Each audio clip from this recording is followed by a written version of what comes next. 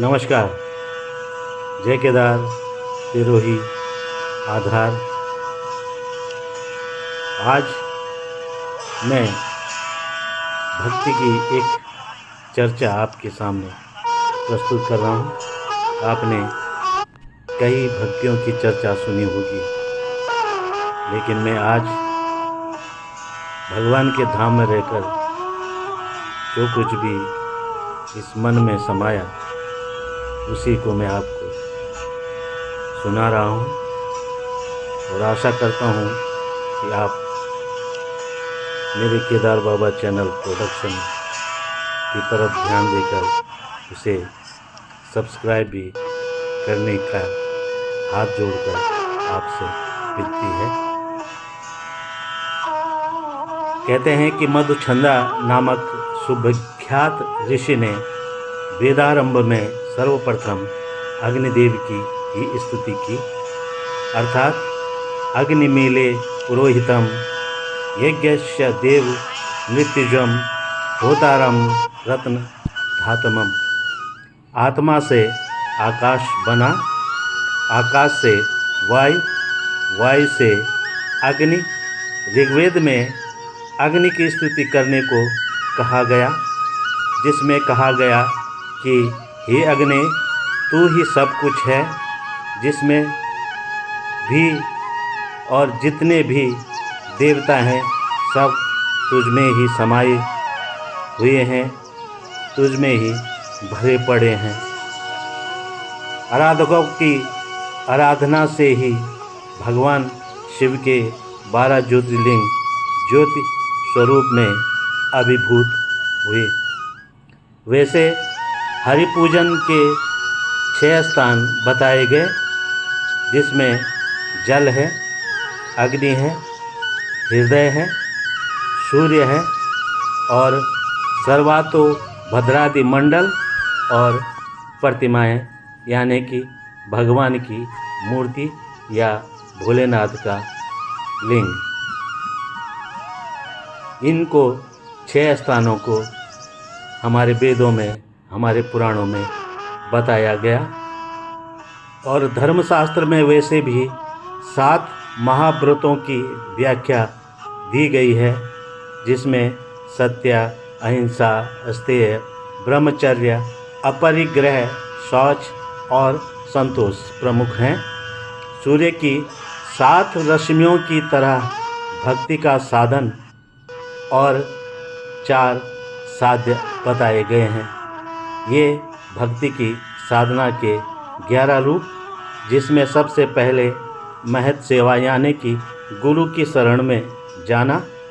दूसरा है महत दया का पात्र, यानी कि उस पे कृपा का पात्र होना चाहिए उसे, या दयालु होना चाहिए।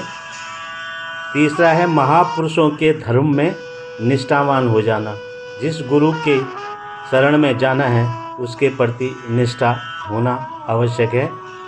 चौथा है हरि का गुण या भगवान के गुणों का श्रवण करना, इन कानों से भगवान का श्रवण करना। पांचवा है भक्ति उपासना रहने की तीव्र इच्छा मन में होनी चाहिए। छठवां स्वरूप की अधिगति, भगवान का स्वरूप, जिस स्वरूप पे आप भगवान की भक्ति करना चाहते हैं उस स्वरूप को अपने मन में धारण करो। सातवां है परमानंद में प्रेम की वृद्धि हो जाना, यानी कि जब आप भक्ति में लीन हो जाते हैं तो उस भगवान के प्रति आप प्रेम वृद्धि या जो भी भाव, क्योंकि गुरु अगर आपको बनाना है तो गुरु के प्रति भाव आते हैं, और भगवान को अगर अपना इष्ट बनाना है तो उसके भी आत्मा में भाव आते हैं। और भाव की भक्ति दुनिया में सारी सृष्टि में सबसे बड़ी है। भाव है तो भक्ति है, भाव नहीं तो कुछ भी नहीं है। 4 साध्य बताए गए हैं। परमानंद का जागृत हो जाना,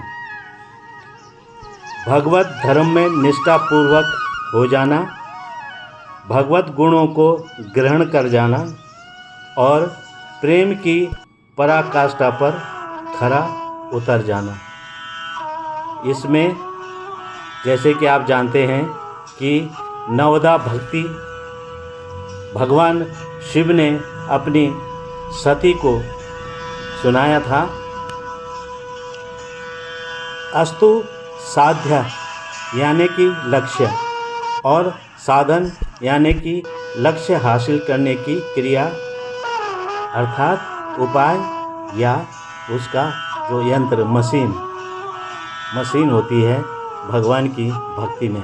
तो नवदा भक्ति में मैंने जैसे कहा कि शिव का सती को दिया गया गुप्त ज्ञान, शिव और विष्णु का उद्गम सदाशिव लिंग से ही हुआ था। दोनों ही एक दूसरे की भक्ति करते हैं। अगर श्रवण करना हो तो परीक्षित से जानो, राजा परीक्षित से जानो, कीर्तन सुखदेव जी से, स्मरण भक्त प्रहलाद जी से, अर्चन पृथ्वीराज राजा से, पाद सेवन माँ लक्ष्मी जी से, वंदन अक्रूर से, दास्य हनुमान जी से, साख्य भाव अर्जुन से, और आत्म निवेदन अगर देखना है या सोचना है तो बलि राजा नारद जी ने सबसे पहले भक्त शिरोमणि प्रहलाद को नवदा भक्ति का पाठ पढ़ाया, और जो सबरी थी उसको भगवान श्री राम ने नवदा भक्ति का ज्ञान कराया था। तो मैं भक्त प्रहलाद की बात करता हूँ कि उसके जीवन में क्या हुआ कि जल में डुबोने, पर्वत से धकेलने और अग्नि में जलाने जैसे न जाने कितने कष्ट भक्त प्रहलाद ने झेले। भक्त वत्सल नरसिंह भगवान ने जब नरसिंह स्तंभ से प्रकट हो भक्त शिरोमणि प्रहलाद से कहने लगे कि हे भक्तवर, खेद है कि पहुँचने में थोड़ी सी देर हो गई। प्रहलाद क्या कहते हैं? प्रहलाद बोले, जले विष्णु स्थले विष्णु, विष्णु पर्वत मस्तके, ज्वालामाला कुले विष्णु, सर्वम विष्णुमयम जगत। भगवान, तुम तो जल, स्थल, पर्वत शिखर और अग्नि सर्वत विष्णु में विराजमान हो।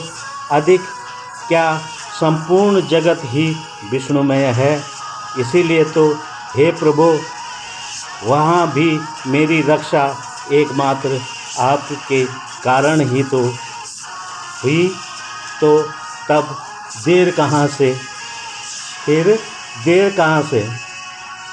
तो परमात्मा को पाने के लिए की जाने वाली आध्यात्मिक क्रियाओं को साधना कहा जाता है।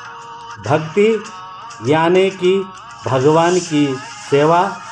मनुष्य सिद्ध होकर तृप्त हो जाता है, किसी प्रकार की इच्छा न रहना अमृत स्वरूप हो जाता है। अस्तु, आखिर में यही कहूँगा कि अस्तु साध्य यानी कि लक्ष्य, और साधन यानी कि लक्ष्य हासिल करने की क्रिया अर्थात उपाय या मंत्र। नमस्कार, धन्यवाद, आभार आपका, बहुत बहुत आभार। नमस्कार।